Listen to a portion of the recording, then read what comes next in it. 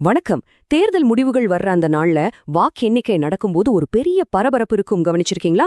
சில சமயம் யாரு ஜெயிக்க போறாங்கன்னு ரொம்ப கிளியரா தெரிஞ்சிடும். ஆனா சில நேரங்கள்ல யாருக்குப்பா ஆட்சி அப்படிங்கிற ஒரு பெரிய சஸ்பென்ஸ் கடைசி வரைக்கும் நீடிக்கும் இல்லையா? இன்னைக்கு நம்ம பகுப்பாய்வுல அந்த மாதிரி ஒரு அட்டகாசமான அரசியல் நாடகத்தை பத்தி தான் பார்க்க போறோம். அதாவது ஒரு தொங்கு சட்டமன்றம்னா என்ன அப்படிங்கறத ரொம்ப தெளிவான தரவுகளோட எளிய கணிதத்தோட நம்ம அக்கு வேறு ஆணி வேறா பிரிச்சு பார்க்க போறோம். வாங்க இந்த சுவாரஸ்யமான அரசியல் கணக்குக்குள்ள போகலாம். சரி, விஷயத்துக்கு வருவோம். ஒரு தொங்கு சட்டமன்றத்தோட ஆரம்பம் என்ன, அதோட இலக்கணம் என்ன, கடைசியா அதோட விளைவுகள் என்னென்ன அப்படிங்கிற மொத்த கதையையும் ரொம்ப அழகாவே நம்ம புரிஞ்சுக்க போறோம். இந்த சிக்கலான அரசியல் நிகழ்வை எந்த குழப்பமும் இல்லாம ரொம்ப எளிமையா பாப்போம். இந்த விளக்கத்துல நாம முக்கியமா 4 விஷயங்களை கவர் பண்ண போறோம். 1, அதோட வரையறை.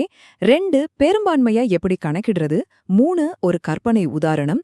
அப்புறம் 4வது, தேர்தலுக்கு அப்புறம் என்ன நடக்கும் அப்படிங்கிறது தான். முதல்ல பகுதி 1, இதோட வரையறை என்னன்னு பார்க்கலாம். தொங்கு சட்டமன்றம்னா என்ன? ஒரு மாநில சட்டமன்ற தேர்தல்ல எந்த ஒரு கட்சிக்கும் தனி பெரும்பான்மை கிடைக்காத ஒரு சூழ்நிலை தான் இது. இங்க நீங்க ரொம்ப கவனிக்க வேண்டிய ஒரு விஷயம், அந்த 50%+1 ரூல்.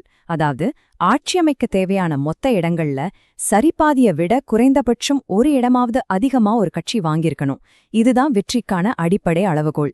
இந்த அளவுகோலை யாருமே எட்டல அப்படின்னா அங்க யாருக்குமே முழு அதிகாரம் கிடைக்கலன்னு அர்த்தம். அடுத்து பகுதி 2, இந்த பெரும்பான்மையை நாம எப்படி கணக்கிடுறது? இத புரிஞ்சுக்க ஒரு சின்ன உதாரணம் எடுத்துக்கலாம். தமிழ்நாட்டு சட்டமன்ற உறுப்பினர்களோட எண்ணிக்கை 234 இல்லையா? இது அப்படியே மனசுல வச்சுக்கோங்க. ஒரு பெரிய ஹால்ல மொத்தம் 234 நாற்காலிகள் இருக்குன்னு நீங்களே கற்பனை செஞ்சுக்கோங்க. இப்போ இந்த 234 இடங்கள்ல அந்த வெற்றி கூட்டத்தோட தேவையான மேஜிக் நம்பர் என்னவா இருக்கும்? அதுதான் 117. 234 2ஆல வகுத்தா நமக்கு 117 கிடைக்கும். இந்த 117 இடங்களையோ அல்லது அதுக்கு மேலேயோ எந்த கட்சி பிடிக்குதோ அவங்க தான் ஆட்சி அமைப்பாங்க. இதுதாங்க ஜனநாயகத்தோட ரொம்ப ரொம்ப எளிமையான ஒரு கணிதம். ஆனா ஒருவேளை எந்த கட்சிக்குமே இந்த 117 அப்படிங்கிற மேஜிக் நம்பர் கிடைக்கலன்னா என்ன ஆகும்? தராசு எந்த பக்கமும் சாயாது, அப்படியே நிக்கும். யாராலையும் தனியா போய் அந்த நாற்காலியில உட்கார முடியாது. இந்த மாதிரி ஒரு இழுபறியான நிலைமையதான் நம்ம திட்டவட்டமா தொங்கு சட்டமன்றம் அப்படின்னு சொல்றோம். சரி, இப்போ பகுதி 3, ஒரு கற்பனையான சூழ்நிலைய வச்சு இதை செக் பண்ணி பார்க்கலாம். இப்போ மக்கள் அளித்த வாக்குகள் எப்படி பிரிஞ்சு கிடக்குன்னு பாருங்க. இங்க மொத்தம் 4 தரப்பு இருக்கு. கட்சி ஏ 90 இடங்களையும், கட்சி பி 70 இடங்களையும், கட்சி சி 40 இடங்களையும், அப்புறம் மற்றவர்கள் 34 இடங்களையும் பிடிச்சிருக்காங்க. பாத்தீங்களா? இங்க எந்த ஒரு தனிப்பட்ட கட்சியும் மொத்த இடங்கள்ல பாதியே தாண்டவே இல்ல. மக்களோட தீர்ப்பு முழுமையா சிதறி போய் கிடக்கு. இந்த எண்களை நம்ம கொஞ்சம் சுருக்கமா பார்ப்போம்.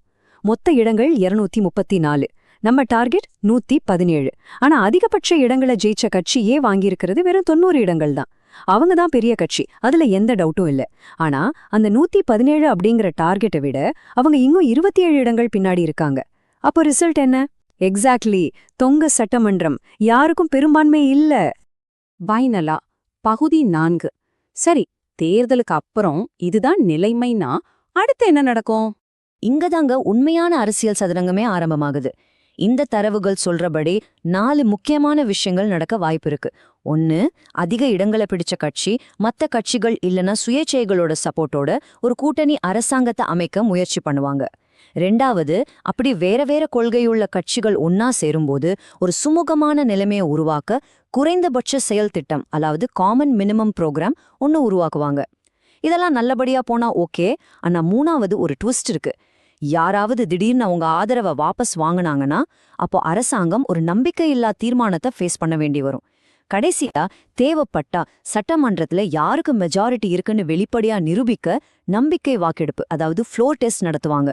ஒரு சாதாரண கணித சமன்பாடு எப்படி ஒரு மாநிலத்தோட ஒட்டுமொத்த அரசியல் களத்தையே மாற்றி போடுதுன்னு இப்போ உங்களுக்கு ரொம்ப தெளிவா புரிஞ்சிருக்கும். இப்போ உங்களுக்கான ஒரு கேள்வி. இந்த மாதிரி தொங்கு சட்டமன்றத்தால உருவாகிற கூட்டணி அரசாங்கங்கள் நிஜமாவே பலதரப்பட்ட மக்களோட குரலை ஒலிக்கிற ஜனநாயகத்தின் அடையாளமா, இல்ல அடிக்கடி ஆட்சி கவிழ்ப்புகளை சந்திக்கிற ஒரு நிலையற்ற அரசாங்கங்களா? இத பத்தி நீங்க என்ன நினைக்கிறீங்கன்னு கொஞ்சம் ஆழமா யோசிச்சு பாருங்க.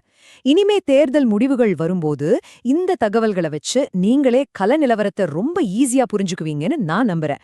இந்த விளக்கத்தை பார்த்ததுக்கு ரொம்ப நன்றி. மீண்டும் ஒரு சிறப்பான பகுப்பாய்வு சந்திப்போம்.